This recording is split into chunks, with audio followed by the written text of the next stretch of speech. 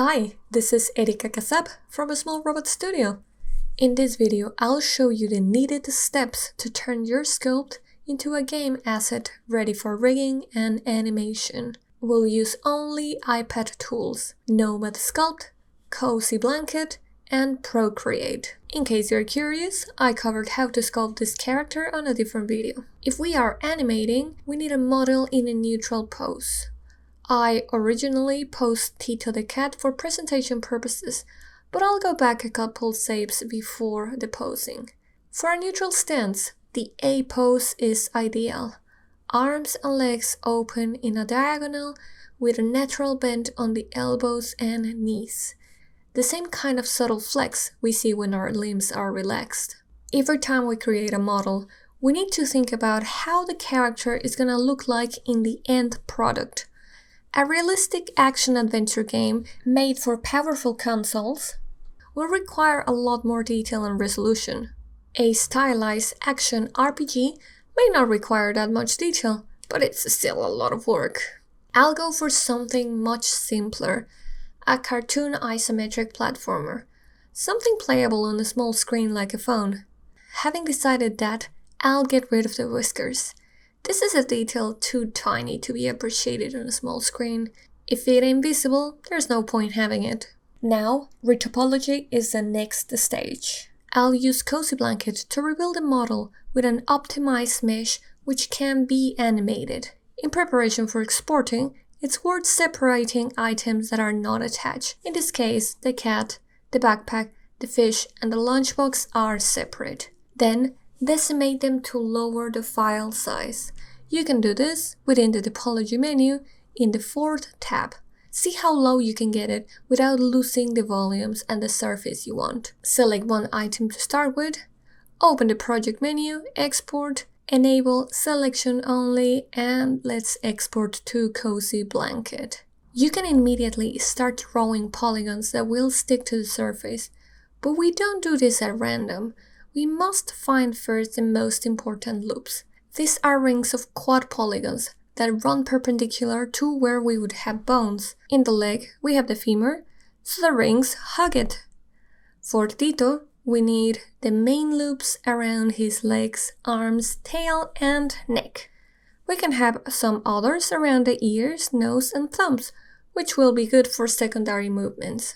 When creating rings or cylinders, the magic number is 8. It's easy to divide in halves, vertical and horizontal, which will come in handy later. In my case, a ring of 8 polygons is enough to communicate the roundness of arms and legs. If your model looks too polygonal and needs more resolution, instead of 8, choose numbers divisible by 4, like 12 or 16. This way, you'll still be able to divide in halves. This is what I did for the neck, which is notably larger than the arms. Now that we have the main loops, we must fill the areas in between. If you follow the magic number, you'll find it straightforward to fill up the spaces with quad polygons, meaning faces of 4 sides. However, there are always tricky areas. If you watched the live stream where I worked on this model, you'll see that I struggle connecting the legs and tail to the torso. Retopology can be a complex puzzle, but if I were to boil it down into 2 rules, the first one, minimize the use of triangles. They don't deform well like quads. If necessary, use them on non-visible areas or wherever there is minimal deformation. For example, I use them at the bottom of the shoes. The second rule is regarding poles. When 5 polygons meet in one vertex, one point. This will occur naturally where the loops meet, such as the loops for the legs and torso. They are not great for deformation either, because they change the direction of your loop rings. So just like triangles, don't put them in the middle of a deforming area. Poles made of 3 polygons are a-okay. 6 or more? No. That's considered a bad practice. Whoever rigs or animates your model will not like you. Anyway, the retopology is now complete. But before I move on to the next stage, I want to take a moment to thank our amazing Patreon supporters. You guys are the best. Thank you so much.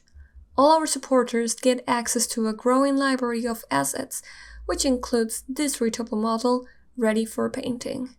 Learn more about it at patreon.com/smallrobotstudio. And speaking about painting, we are not there yet. Sorry. There's one more step before we can do so. This is UV unwrapping.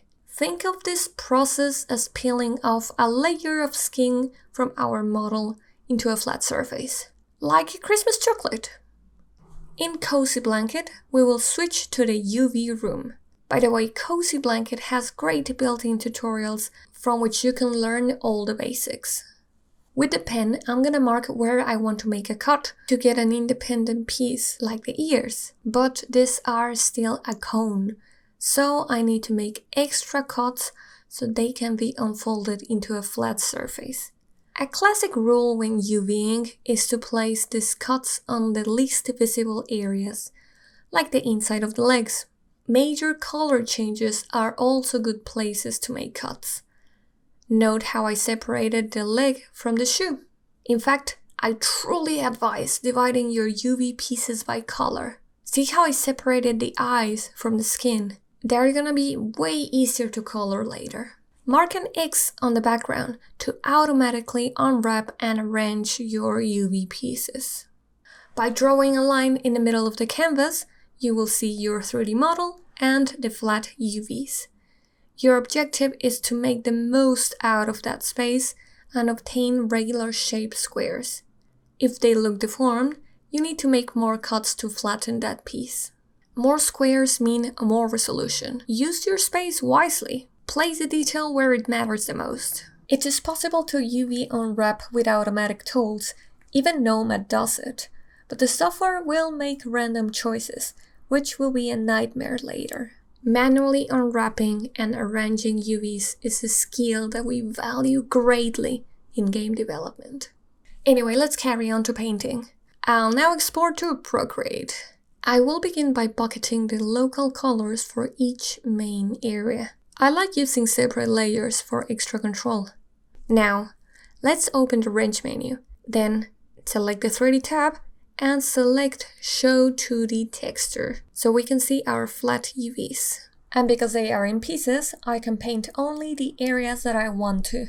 Saves me lots of time than painting it by hand. Textures really depend on the style of game that you are going for, so simply have fun and experiment. The best way to test if your colors are working is to add a black layer on top covering all your model. Then let's open that layer and tap on the N. We'll select color as our blending mode so we can see our model in grayscale only. Is your model readable? Are the tones distinguishable from each other? Make sure you have the most contrast on the most readable areas. For isometrics, the top is a priority. Alright, Tito is ready for animating.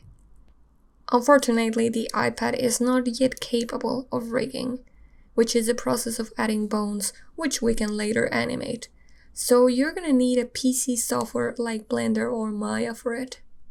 Maybe this will change in a nearby future. Let me know if you want to see a more in-depth video of any stage of this process. For now, happy sculpting and retouching, and UV unwrapping and texturing too. Anyway, I'll see you soon. That's it for this tutorial. If you find it useful, make sure that you leave a like so other people can find it.